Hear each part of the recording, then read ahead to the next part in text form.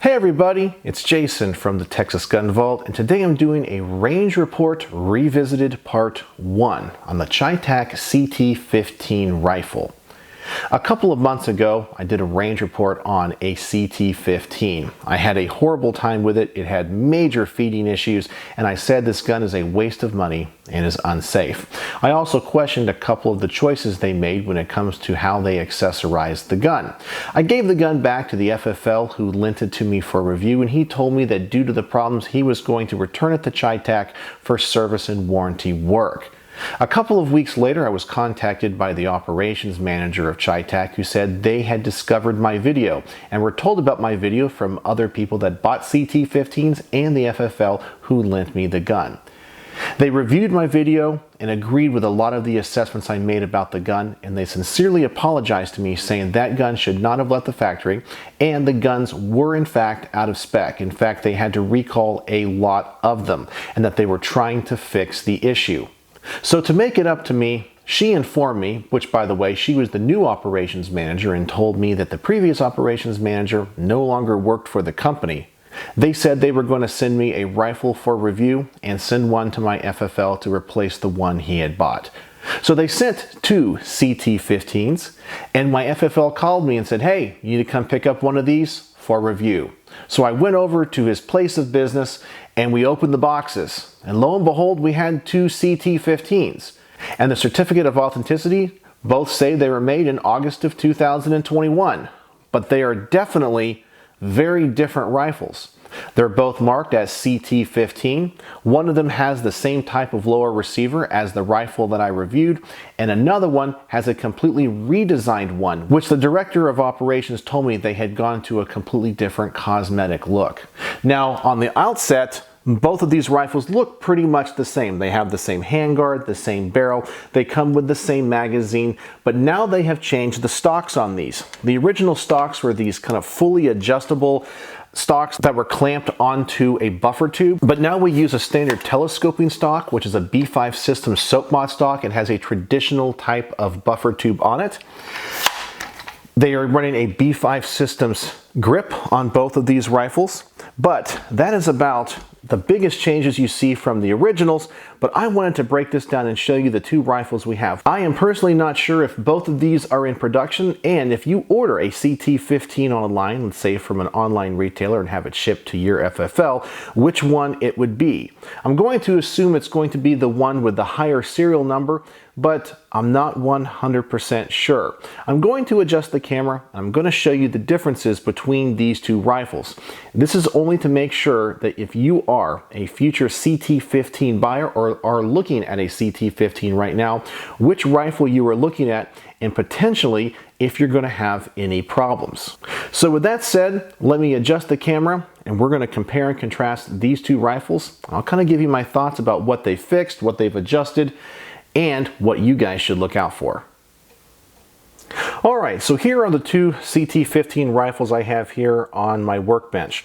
The original rifle that I reviewed had a 3-digit serial number beginning with 6. The two rifles we have here have much higher serial numbers. One is in the 2000 range and another one is in the 5000 range.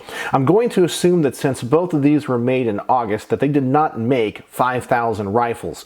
So I believe that these are just new serial number ranges for the different additions that they made to the gun or the different changes. So I'm going to start first by talking about the magazines. They both give us the MFT magazines. Both of these are original that came in the box. These are the ones I had the most issue with when I reviewed the CT-15s. And we'll show you the lower receivers here as well, and the bolt catches. So the handguards on both of these rifles are the same. They're very attractive. I like how they're designed. They're free floated. Now the M-LOK rail section that comes on both of these rifles is different. Now just for reference, the one on the top here is a 2000 serial number range rifle, and this one here is a 5000 serial number range rifle. So when it comes to the M-LOK rail that they provided, they're very different. The one on the 5000 series is longer and has a tapered end to it. The one on the 2000 series is much smaller. I don't think that's really a big deal, but they're obviously drawing from different parts bins or part distributors to source these things.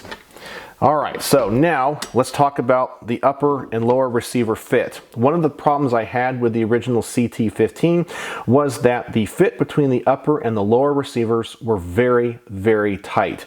These are supposed to be billet guns, which means that the receivers are made and milled from one piece of aluminum. They're not forged metal. So they start off a little bit different, and supposedly that's supposed to give you a tighter fit. But the original CT-15 had too tight of a fit that you could not take off the upper receiver simply using just hand pressure.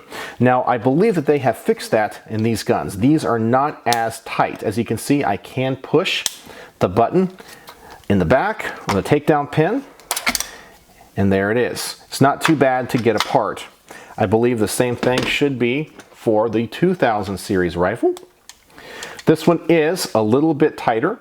Now this one does use that other lower receiver that I talked about from the past. This has the same dimensions and the same look as the one that I reviewed. I'm still able to kind of push that out, but this one is a lot tighter. But I can use just my fingers to open up the receiver.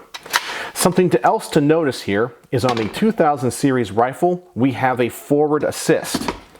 This was on the original rifle that I reviewed. On the new rifle, I'm going to say it's the new rifle because it's a higher serial number, they have omitted the forward assist. I know in general, a lot of people say the forward assist is not necessary. Personally, I do like it both cosmetically and function-wise. I personally have had to use the forward assist 2 times in my shooting experience, so it has come in handy.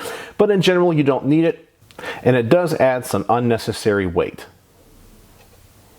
So besides the difference between the forward assist, the non-forward assist, and the 2 rail panels, there are a couple of other big differences. The earlier model, the 2000 serial number, has a chrome-plated bolt carrier group. As you can see here, very shiny, and a chrome-plated bolt. Both of the charging handles are the same and are the Warhammer. I actually found this one to be a little bit uncomfortable because these handles are very, very narrow, but they are very functional.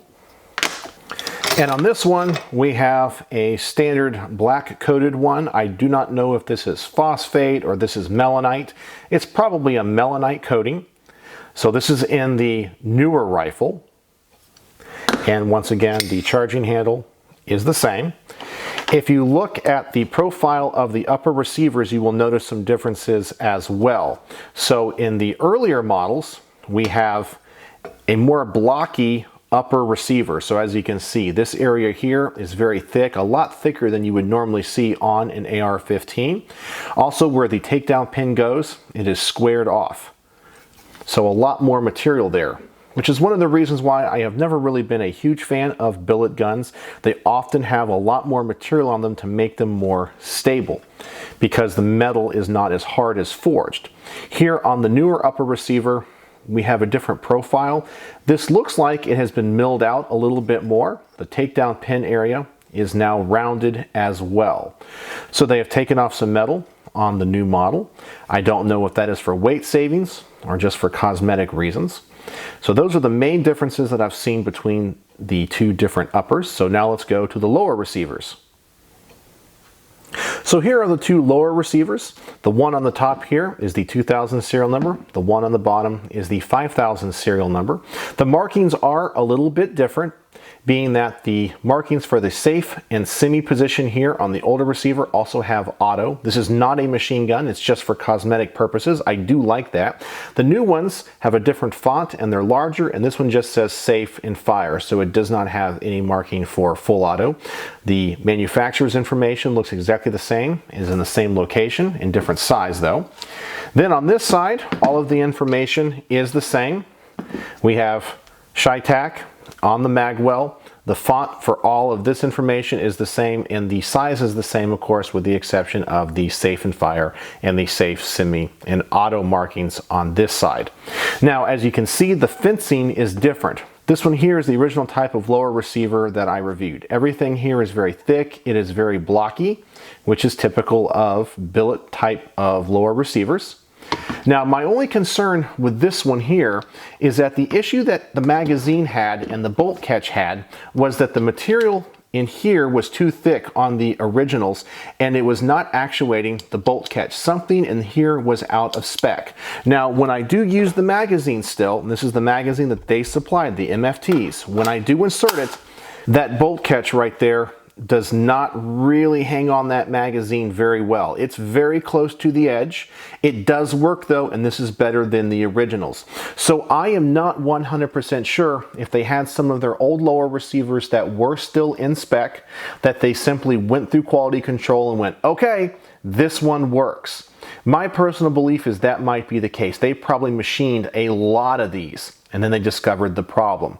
But I know that the guns that will be going out of the factory now will probably work. But my personal opinion is if you find a CT-15 and it has the more blocky style features that this one has, I would personally avoid it because of the issues I had with the original. I also don't think this is as aesthetically pleasing, but the one thing I do like about this one over the other one is the safe, semi, and auto markings, but that is very superficial. Now, let's also take a look at the one in the 5,000 serial number range. The fencing here looks a lot more attractive. It has a lot less metal. It looks much more like a forged lower receiver. I think it's a lot more attractive. The magwell here is curved just a little bit, so they've contoured a few things differently. Another thing that they have done on this 5,000 serial number gun is they have milled out the trigger guard. That's kind of a cool little look there. They've skeletonized it, and this is a trigger guard that is built into the lower receiver. On the original, it is completely filled in, so they did not take the time to do that. Once again, I think this is their older lower receiver that just happened to be in spec. And I want to say that both the markings on this say that these are both CT-15s, even though they are quite different. Now, let's look at where the trigger goes. Here, we have what I noticed on the very first gun that I reviewed. We have the walls here of the receiver being extremely thick, as you can see. Every billet lower receiver I've ever seen, this is the way they are. And the reason is for structural integrity. Billet lowers don't use the same type of metal that the forgings do. The forgings are going to be more compact and they're going to be more durable. The billet though has some advantages, but the downside is you have to machine things a little bit thicker to get that structural integrity over time. So this is the original. I do not think that this is very attractive. Now on their new lower receivers, everything here is milled out. While I think this is a little bit thicker than your typical forging, this looks a lot better. I think this looks a lot sleeker and much more like an AR-15 would with a forged lower receiver. So those are the main issues that they have addressed and fixed between some of the older guns and the newer guns. And I am not 100% sure if both of these lower receivers are in production. My gut says because this is a 5,000 serial number, this is going to be the new production guns. Now, I have not taken these to the range yet, and I am going to take them to the range in a part 2 of this video. I'm going to shoot them in the configurations that I got them out of the box, so I will not mix and match parts. I may do that after I shoot them to see how things work, but I'm going to shoot them the way that they sent it. I'm hoping that both of these are going to work like they should, but my gut says that the new design is what they're going with now. So if you see a CT-15 for sale, I would say make sure it is the new style lower receiver and the new style upper receiver that has less metal and I think is more attractive, and I think has more of the upgrades that had been double checked to make sure that they are in spec. If you see one of these floating around with the more billet style, kind of thicker fencing, I would say beware. I don't know when they fixed the problems, what serial number ranges those would be in. As I said, the one that I originally reviewed was a 3-digit serial number. I believe it started with 6. And this one here is a 2000 serial number. So this one might be off of their new production line. I have no idea. But they claim, I'm going to assume that this one is going to work. But I would stay away from these because you may not know when they fix the issue and if the one you are buying or looking at was sent back in for repair or warranty work, because those can be way out of spec. So there you go. So this is a part 1. of what to look out for when it comes to the new CT-15 rifles and how these are supposed to be the same, but they're definitely not. As I said, they were both sent to my FFL at the same time, one to replace the broken rifle and one to send to me for review. They didn't say which one was supposed to be mine and which one was supposed to be him, so the FFL let me borrow both and shoot them both, and we're going to see if I have issues with either one. So there you go. Very big differences between the new CT-15 and the old CT-15s, and this company has only been making these for a very short period of time.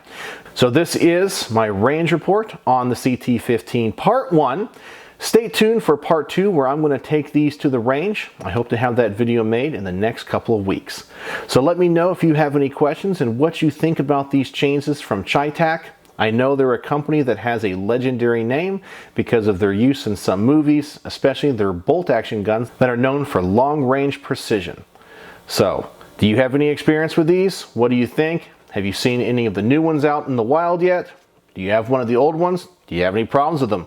I'd love to know, and as I said, stay tuned for part 2, and I'll try to have it out as soon as I can. So as always, thanks for watching.